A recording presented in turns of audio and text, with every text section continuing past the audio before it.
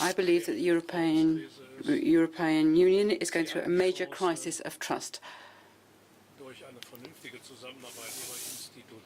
If the institutions work well together, and if the European Council makes the right decisions today, some of that lost trust can be won back.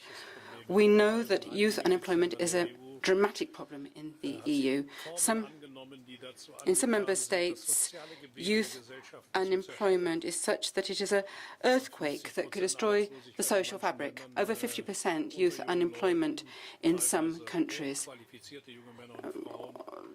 Some of whom are very highly, some of these younger people are very highly qualified, and they're paying with their life opportunities for a crisis that they never caused. That young people are systemically relevant. Banks are seen as systemically relevant.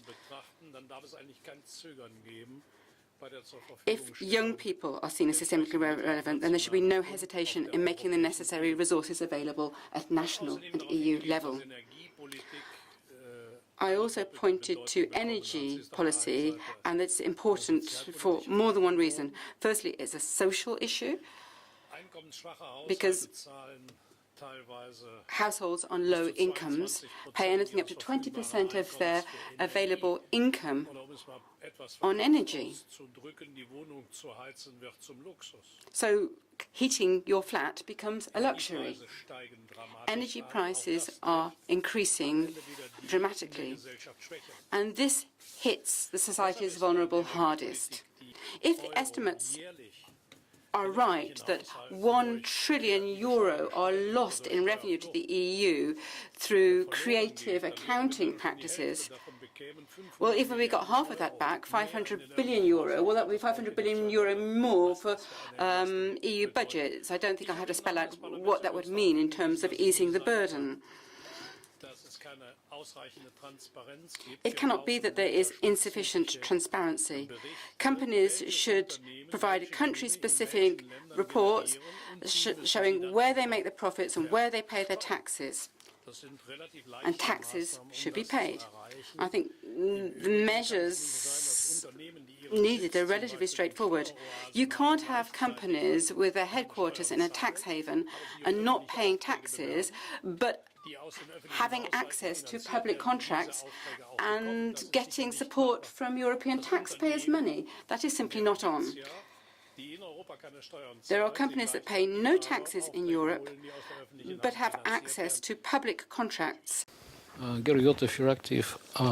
President Schulz, in your speech, you mentioned Cyprus, and you were supportive of the Cyprus President Anastasiades, who has asked his country to be recognized as a state particularly badly affected by the economic crisis and to be allocated more amounts under MFF. How can you imagine this? Because MFF has basically been agreed. I mean, taking money from MFF means taking it from some other country. This is my first question. And second question, you mentioned the companies that are not paying taxes. Are you afraid of mentioning the names of some of those companies?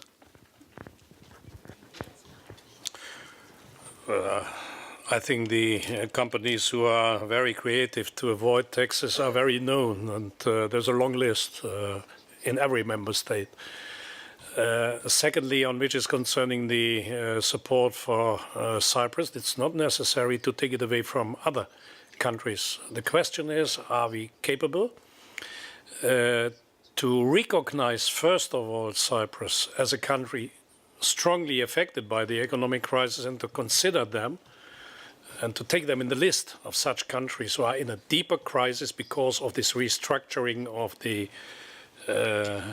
economic system in the country. And if this is the case, if we agree to consider them as a country suffering a lot, then the question is that, for example, we could transfer from one budget line to another one money, not to take away from another country, but you know that we have this system that at the end of the year, of a budget year, we retransfer money to the national capitals, money which is not needed.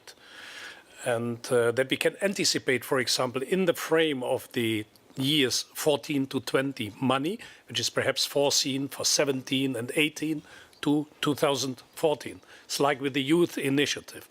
This is what we as European Parliament consider as a necessary and feasible flexibility to manage better problems we have now.